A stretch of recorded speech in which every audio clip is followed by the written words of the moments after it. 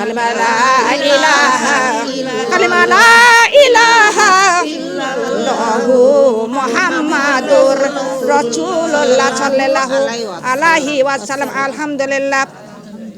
আসমান জমিন কয় তালা? তার উপরে কাল্লা অন্ধকারে বন্ধ ঘরে মারবে তালা। নামাজ রোজা না রাখিলে সে কি তালা খুলতে পারবে? জোরে কোন। কোনদিনও খুলতে পারবে না, কোনদিনও তার আশা নাই। আছে দুনিয়ার মা বোন গো, আমরা ছোট্ট একটি করে আমল করব, ছোট্ট একটা করে আমল, কিন্তু আমরা সব সময় কাজের শুরুতে বিসমিল্লাহ পড়ব। কি পড়ব? রাজি আছেন? কথা কন। বিসমিল্লাহর মধ্যে আল্লাহর বরকত এবং আমার আল্লাহর রহমত। জোরে বলে সুবহানাল্লাহ। হে দুনিয়ার মা বোনগা, একটা ইহুদির বিবি হযরত আয়েশার বাড়ির কাছে প্রতিদিন দুধ আনতে যেতেন। আর দেখতেন কিছু কিছু মহিলারা হযরত আয়েশার বাড়িতে যায়। একদিন বলতেছে, তোমরা আয়েশার বাড়িতে কি করতে যাও? বলে, আমরা হযরত আয়েশার কাছে কিছু কোরআন এবং কিছু আমল শিখতে যাই। জোরে বলে সুবহানাল্লাহ।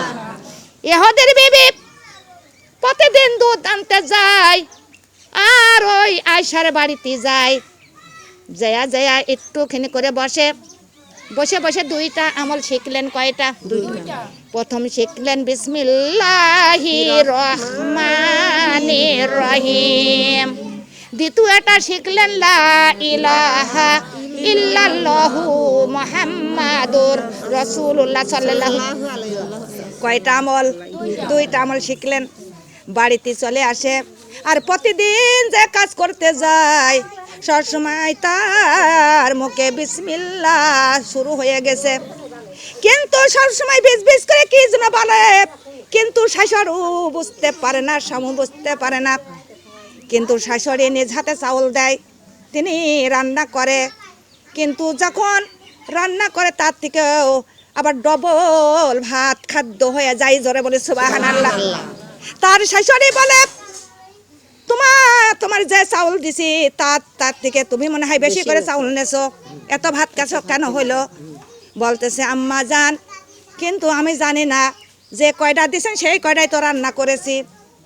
বলতে, তা হতেই পারে না, কিন্তু চাল কি আবার তিনটে হয়?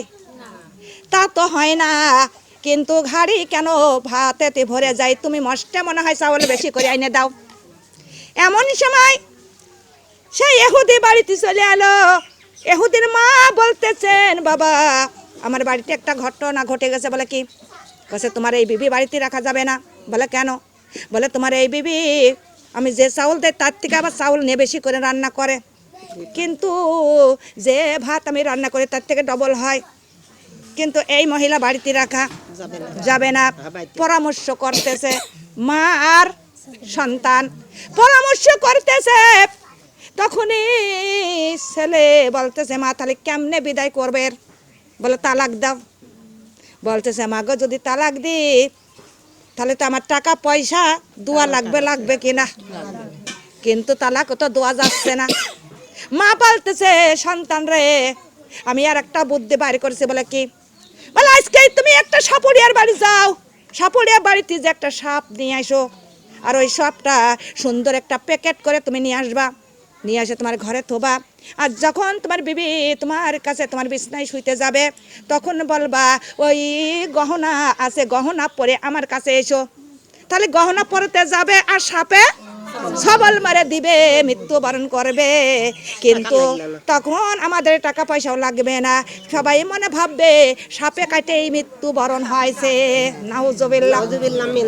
কেউ মনের খবর কেউ না জানলেও আল্লাহ জানে। আল্লাহর চোখে ফাঁকি দিতে পারে, আল্লাহর চোখে ফাঁকি দিতে পারে না। হে দুনিয়ার মা বোন গো, কিন্তু তখন সন্তান বলে, মা গো, এটা তো ভালো পরামর্শ, কিন্তু চলে গেল একটা সাপুড়ের বাড়িতে। সাপুড়ের বাড়িতে যাইয়া একটা সাপ নিয়ে চলে আসলো সুন্দর করে একটা প্যাকেট করে, কিন্তু শোকেসের মধ্যে রেখে দিয়েছে। বিবি যখন খাওয়া দাওয়া করে ঘরের মধ্যে যখন বিছনায় যায় তখনই বলতেছে, ও বিবি তোমার জন্য সুন্দর আমি গহনা নিয়ে এসেছি। বলে কোথায় গহনা? বলে ওই দেখো শোকেসের মধ্যে, ওই শোকেসের মধ্যে গহনাটা নিয়ে পরে তুমি আমার নিকটে এসো। বিবি খুশি হয়ে গেল। বিবি খুশি না বেজার হয়? কথা কন। খুশি হয়ে গেল। খুশি হইয়া ওই শোকেসের কাছে চলে গেল। শোকেসের কাছে যাইয়া তিনি পড়তেছেন বিসমিল্লাহ, পড়তেছেন নবীর কালিমা পড়িয়া ওই শোকেসটা খুললেন। খোলার পরে আবারও যখন প্যাকেটটা হাতে করলেন তখন প্যাকেটটা খুলবে, তখনও বিসমিল্লাহ আগে, তারপরে নবীর কালিমা পড়িয়া যখন ওই প্যাকেটটা খুললেন তখন দেখে সুন্দর গহেনা, জোরে বলে সুবহানাল্লাহ। তখনও হাতে কানে গলায় পড়িয়া স্বামীর নিকটে চলে গেল। স্বামী তখন অবাক হয়ে গেল। স্বামী তো কিছু বলতেও পারতেছে না, কিছু করতেও পারে না। তখন স্বামী বলতেছেন, বিবি এত সুন্দর গহনা তুমি কোথায় পেলে? বলতেছেন, স্বামী গো আপনি তো নিয়ে এসেছেন, আপনি তো পড়তে বলেছেন, আমি পড়েছি। তখন ওই স্বামীর চোখে জল এসে গেল, তখন পানি এসে গেল। তখন স্বামী কাঁদতেছে, বলতেছে, বিবি কিন্তু তুমি সত্য কথা বলো, তুমি বিজ করে কি বলো, আর তুমি সব সময় কি বলো আমার কাছে তুমি বলো। বলতেছে, বিবি বলে, স্বামী গো এই কথাটা যদি আপনার কাছে বলি আপনি আমার ঘর বাড়ির থেকে বাহির করে দিবেন, কিন্তু এটা তো আপনার ধর্ম না, এটা তো আমার রাসূলের ধর্ম, এটা তো আমার হযরত আয়েশার ধর্ম, এটা মা খাদিজার ধর্ম, এটা হলো আমার মা ফাতিমার ধর্ম। এই ধর্ম তো আপনারা মেনে নেবেন না। আমি নির্ভয়তে বলবো না, নির্ভয়তে। স্বামী বলতেছে, বিবি আমি তোমার ঘর বাড়ি থেকে কোথাও বাহির করব না, তুমি নির্ভয়তে বলো কি পড়ো তুমি। তখনই বলতেছেন স্বামী, আমি প্রতিদিন হযরত আয়েশার বাড়ির কাছে আমি দুধ আনতে যাই, দেখি কত মহিলারা হযরত আয়েশার বাড়িতে যাই। জিজ্ঞাসা করলাম, তখন ওই মহিলারা বললেন, আমরা কিছু কোরআন কিছু আমল শিখতে যাই, তাই আমি প্রতিদিন তার বাড়ি 5টা মিনিট করে সময় কাটাইতাম গো স্বামী, তাই আমি 2টা আমল শিখেছি। বলে কি? বলে প্রথমেই আমি শিখেছি বিসমিল্লাহির রহমানির রহিম, লা ইলাহা ইল্লাল্লাহু মুহাম্মাদুর রাসূলুল্লাহ সাল্লাল্লাহু আলাইহি ওয়াসাল্লাম। এই 2টা আমল আমি শিখেছি গো স্বামী।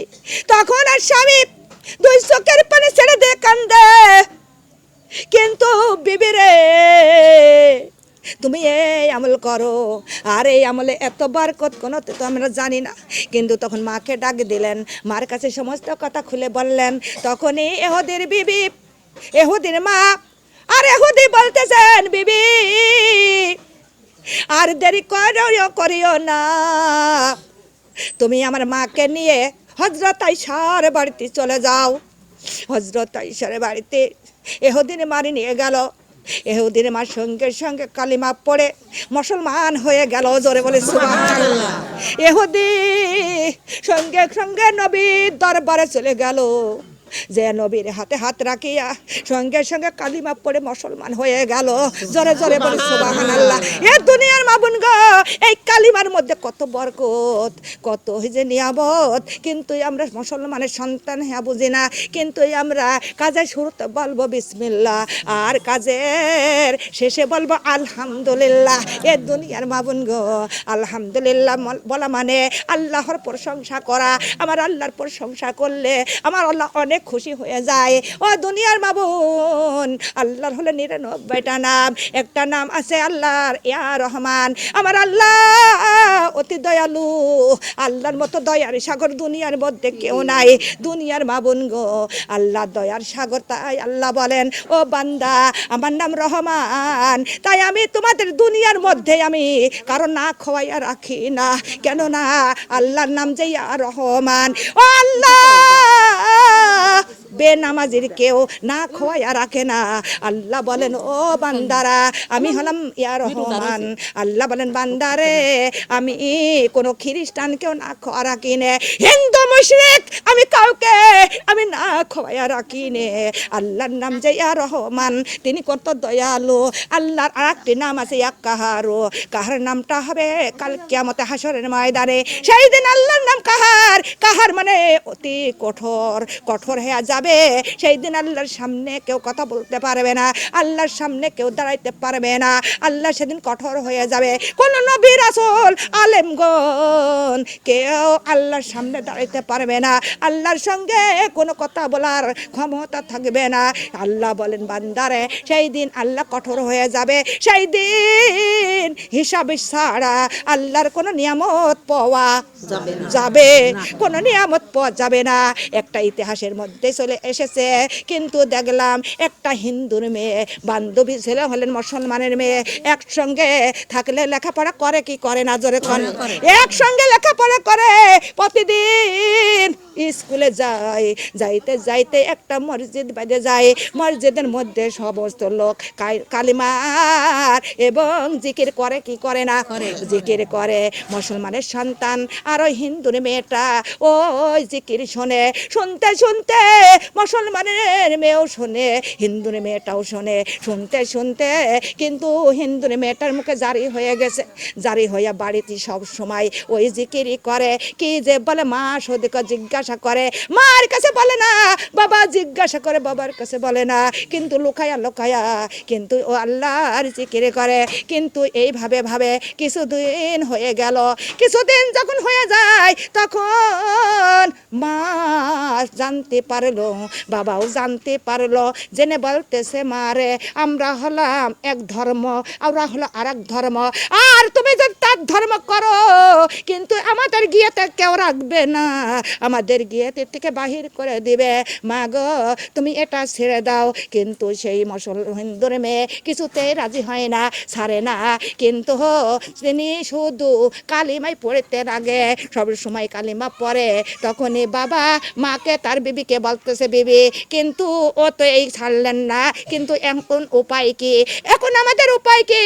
তখনই মা বলতেছে জানি না, যতই মা ঢুকিনির যদি কেউ গো সন্তান মুসলমান হয়, কোন সন্তান যদি ঘুঙো হয়, খোড়া হয়, অন্ধ হয়, তাও মা জননী সেই সন্তান কোনোদিন মেরে ফেলতে পারে না। কিন্তু বাবা কঠোর হয়ে গেলেন, কঠোর হয়ে যখন যান তখনই মার বিবির কাছে পরামর্শ নিল। বিবি দুই চোখের পানি দিয়ে ছাড়িয়ে দিয়ে কান্দে। তখন বাবা ওই সাপুরের বাড়িতে গেল, একটা হাড়ির মধ্যে করে একটা সাপ নিয়ে আসলো, সাপ নিয়ে এসে ঘরের মধ্যে রেখে দিয়েছে, আর ঘরের মধ্যে সন্তানটাও রেখে এই পাশে তালা মেরে রেখেছে। না খাওয়া দাওয়া যদি না থাকে 10 দিন 5 দিন, কিন্তু না খাইতে খাইতে মরে যাবে, এই কথা কাউকে জানানো যাবে না। এই কথা মনে ভেবে তেতনির বাবা ঘরের মধ্যে একটি সাপ নিয়ে এসে হাড়ির মধ্যে করে রেখে ঘরে তালা মারিয়ে রেখেছে। ওই সন্তানরা শুধু কালিমা পড়ে আর তিনি আর কোনো দিকে খেয়াল নাই। কিন্তু মা বলতেছে, মা মেয়েকে বলতেছে সন্তান রে ঘরের মধ্যে দেখো একটা হাড়ি আছে, হাড়ির মধ্যে তোমার জন্য আপেল কমলা কিছু ফল ফুল রেখে দিয়েছি, কিন্তু তুমি ওইটা খেয়ে নিও, কিন্তু তোমার বাবা যেন না জানে, কিন্তু 2 জন জানে। কিন্তু এই কথা মা বলতেছে ওর মারিয়ে ফেলানোর জন্য, কিন্তু মনের খবর কে জানে? কথা বলেন। আমরা যা জানি না তা জানে, আমরা যা দেখি না তা দেখে। আমার আল্লাহর চোখকেও ফাঁকি দিতে পারে, জোরে কন পারে না দুনিয়ার বাবুন গাপ। তখন সন্তান ওই হাড়ির কাছে চলে গেল, হাড়ির কাছে যাইয়া ঢাকুনটা খুললেন, খুলে দেখে সুন্দর আপেল কমলা, হাড়িটা ভরা ভরা, জোরে বলে সুবহানাল্লাহ। হে দুনিয়ার মা বোন গো, আল্লাহ বলেন ও জিবরাইল ওরে আমার ঘরে, ওরে আমার বানানো বান্দা, কিডা বানাইছে জোরে কন আমার আল্লাহ কত সুন্দর আদর করে মহব্বত করে এই বান্দাকে সৃষ্টি করেছেন বান্দিকে সৃষ্টি করেছেন কিন্তু তাদের কত ভালোবাসে আল্লাহ তাআলা 100 ভাগ মেয়া করেছে 1 ভাগ মেয়া দুনিয়ার উপরে দিয়েছেন আর 99 ভাগ মেয়া আমার আল্লাহ নিজেই রেখে নিয়ে দিয়েছেন জোরে বলে সুবহানাল্লাহ তাহলে আমরা 1 ভাগ মেয়া নিয়ে আমাদের সন্তানের পর কত মহব্বত স্বামীর পর মহব্বত আমাদের মা বাবার পর মহব্বত ভাই বারাদার পর মহব্বত প্রতিবেশীর পর আত্মীয়স্বজনের পর কত মহব্বত না জানি আমার আল্লাহর কতই না মহব্বত আছে কিনা জোরে কোন এ দুনিয়ার মা বোন গো তখন আপেল কমলা খেয়ে নাই আবার ফুরাইতে না ফুরাইতে আবার হাড়িটা আবার ফলে ভরে যায় আল্লাহর নিয়ামত কোনোদিনও পুরাই জোরে কোন একে একে 7 দিন হয়ে গেছে কয়দিন 7 দিন হয়ে গেছে তখন ওই হিন্দুটা বলতেছে বিবিকে বলে বিবি রে মনে হয় ঘরের মধ্যে মনে হয় মরে লাশ হয়ে আছে কিন্তু গন্ধ বেরিয়ে যাবে চলো আমরা দুইজন যে লাশটা নিয়ে হয়তো আমরা চাপা মাটি দিয়ে রাখি গিয়েতে যেন কেউ না জানতে পারে আর জানলেও আমাদের কেউ গিয়েতে রাখবে না এই কথা ভেবে 7 দিন পরে ঘরের দরজাটা খুলেছে খুলে দেখে তার এত সুন্দর চেহারা নুরানি চেহারা নিয়ে তিনি ফল সামনে করে নিয়ে বসে আছে বাবা দেখে অবাক হলেন মা দেখে অবাক হয়ে গেলেন অবাকে বলতেছেন মা রে তুমি এত সুন্দর ফল ফুল কোথা থেকে পেলে মা তখনই সন্তান বলতেছে বাবা তোমরাই তো বলেছো এই হাড়ির মধ্যে আমার জন্য আপেল কমলা এনেছো